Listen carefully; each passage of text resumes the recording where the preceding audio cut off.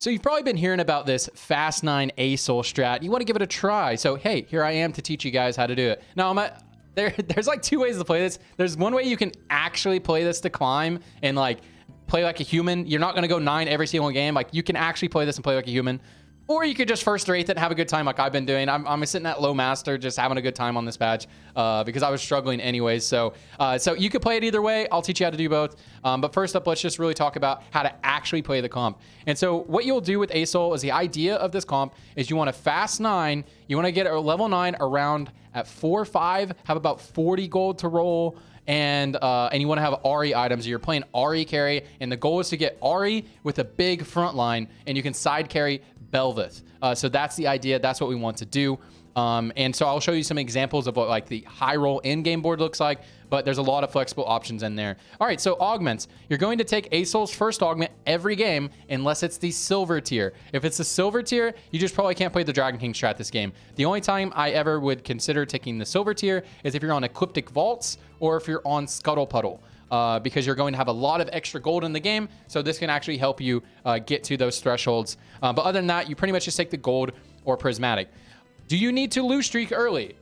It's preferable if you can lose streak early and get your patient study value and get your extra gold, that is preferable. But if you have like an Ionia Gin opener, just play the Ionia Gin opener and just be strong. That's fine. You still gain a lot of XP even from winning. But typically, you would ideally want to lose early, but it's fine if you tempo with this thing. Take patient study or level up. And then at 3-2, you will typically not take Asol's augment. Now, if you want to for fun it, you just take all of Asol's augment, have a blast. Except for if you have level up, it's kind of silly to take knowledge download. But yeah, if you want to for fun it, you take one here. But typically, you'll take a combat augment on 3-2. Taking a combat augment here will help your cap be a lot higher once you hit your Ahri and once you hit your Belveth and all that good stuff. As well as it can help you bridge the gap by giving you some power in the mid game, especially if you're hitting some units and you're tempoing a little bit better. Then typically you'll take a combat here. But again, sometimes you can take this one and it's fine. Just go full balls to the wall. If you have perfect items and you think you can hit, cool. And then we will always take it pays to learn if you're going to go 9. Now, you don't always go 9. If you get to the mid game and it looks like, man, you're not going to be able to make it to 9, even if you take it, it pays to learn. And even if you built the Ahri items, you can settle for a level 8 comp, and I'll show you some of the comps to settle for. So you don't necessarily have to take it pays to learn, but you can still take this even if you're going to settle on level 8 because you can get the level 8 really fast. Send it for your stuff. That can be fine. But a lot of times you could just take another combat here if you're going to settle for level 8. But if you are going to go to 9, we always take it pays to learn. So there we are. There's the augments.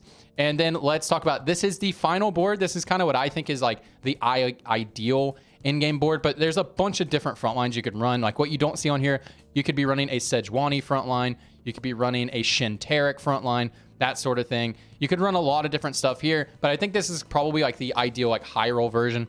Something you are not seeing here that you're probably thinking about is Heimerdinger. So sometimes you will play Heimerdinger, but it's pretty difficult to play Heimerdinger because he's so expensive. You just don't have enough money because you have to hit the RE2 and a thick front line. Like that is like pretty much the win condition. But if you're super rich and you're not hitting REs and you want to side carry a Heimerdinger, I had to do that one game today. That's fine. You can go for it. But typically I don't look for Heimerdinger because he is just too expensive. So yeah. So here are RE items. These are the items you want to look for.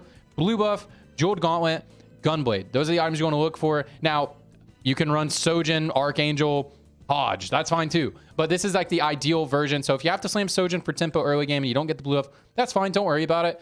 Even if you get an additional blue buff later, that's fine because we can put the Sojin onto the Senna over here. And that's great too. Senna's going to provide a lot of frontline for you with the Sojin. So don't be scared to build Sojin, Archangel. That's fine too. But this is the ideal version we want to run here. You don't necessarily have to run Ionia, but Ionia is quite nice. It helps Ahri cast like super, super fast.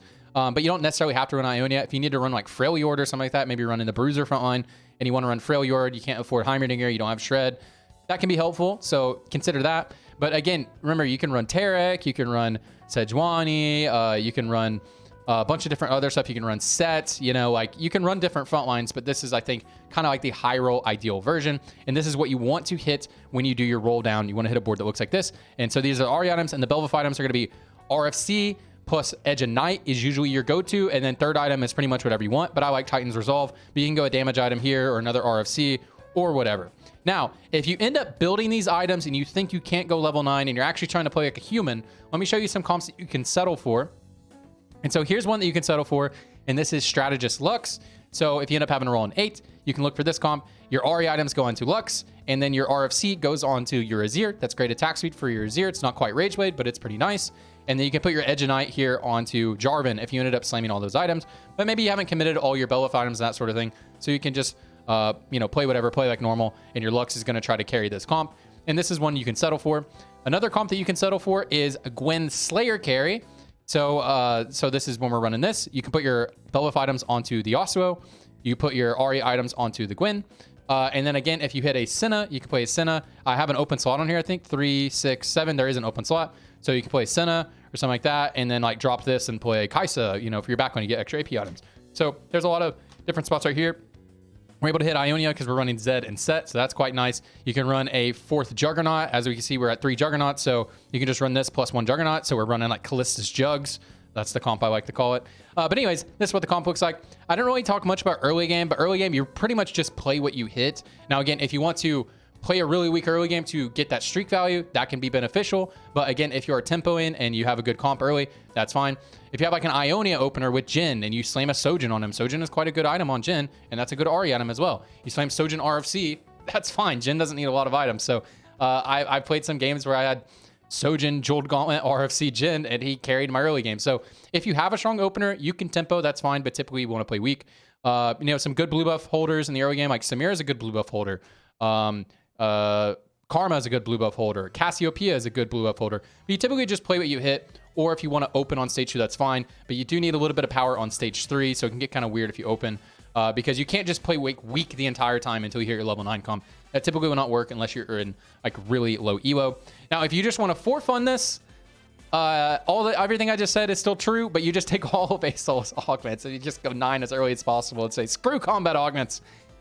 My Ahri 2 is my combat augment. But anyways, that's pretty much it with the guide here. I have a VOD that I'm uploading, so make sure you check out the VOD. It'll be in the end card, and I'll leave it linked below. So check out the VOD on the channel of me playing the comp.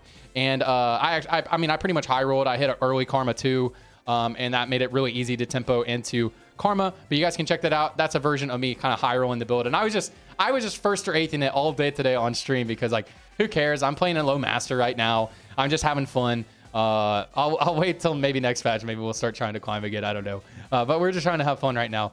Anyways, I appreciate you guys. And I love TFT. And I love you all. I'll see you on the next one.